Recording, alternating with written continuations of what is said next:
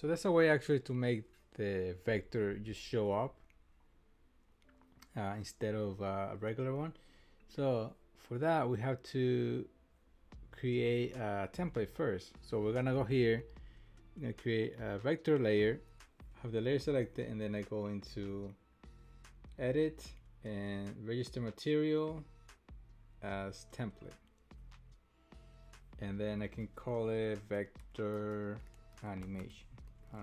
I'm gonna put it in a folder, animation. I have those folders created already, so it doesn't matter. You put it there in the material so you can find it, whatever. So that was just to create a template. Now we're gonna say a new file, and then create template. We're gonna use the template, vector animation. So there you go, and then I press OK. So now since I made the vector layer template, anytime I create a new one, it's gonna be a vector. And even if I delete this and I create a new folder and then I create a new one, it's gonna be a vector, which is pretty useful. Like, you don't have to do this kind of workaround. What a lot of people do is they go here and then you can kind of have to add it manually, right?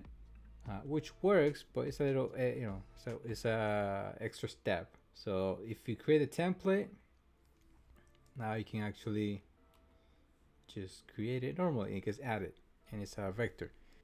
So something else that you can do even more advanced is have a more complex template, right? So let's say this template. This is a template that I downloaded from Cliff Studio Ask just to see, it's like animation templates that some Japanese companies use. So they have all this stuff. So instead of having just one layer, they have all these folders inside each frame. Since it's in a folder, it counts everything as one thing.